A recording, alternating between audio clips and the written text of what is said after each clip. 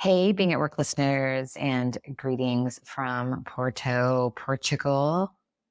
Oh, I'm on this big 5-week adventure across the Iberian Peninsula. And if you're a regular listener of this feed, you know that this is something I've been planning for over a year and something that I very much committed to. And as the trip got closer, I started to feel quite a bit of anxiety around being gone for 5 weeks. All of the things to be taken care of while I was away, and how am I going to continue to build a business that I launched a few months ago? How am I going to maintain client work? How am I going to take care of my people and my dog and my home? And what about? Well, a lot of that anxiety has continued with me on the trip, and it's been really interesting. I'm just trying to pay attention. Something I've noticed is, I'm having such incredible experiences and adventures and loving life and food and walking and seeing and exploring and all of the things and the people that I'm with, my favorite people. And something I've noticed is the anxiety has been hitting me at night. I've several times have woken up around 3, 4 a.m. just, struck with this. What am I doing? Is this irresponsible? What about the business? What about the work? All of the things. What about my dog? What about my daughter? All the things. Is everyone okay? Am I doing okay? Is this selfish? Like all the anxiety.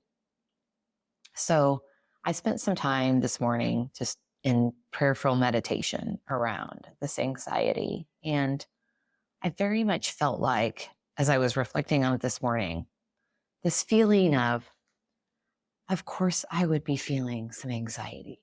That is a very natural human reaction to doing something bold, to stepping out of your comfort zone.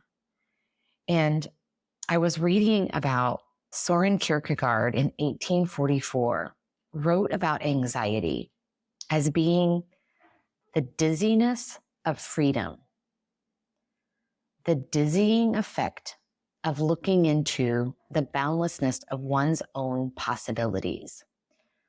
And that very much resonates and feels right about this anxiety I'm experiencing around this big adventure I'm having. Without anxiety, there would be no possibility. There would be no capacity to grow and develop as a human being. So it's part of the process. I'm pursuing this big goal that I set for myself on my own. So of course I would feel anxious. It's representative of the fact that I'm out of my comfort zone, and there's growth in that. That's a good thing. And it's helpful to feel it that way, to see it that way.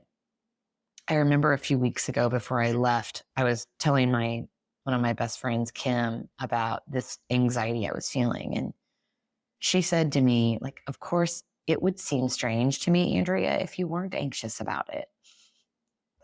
And I appreciated the normalcy in that.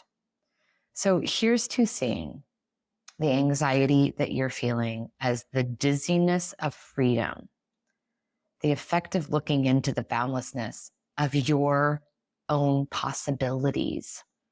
There's growth there. There's a stepping out there, and feeling it that way, like, gives ourselves so much grace. There we go, being humans again.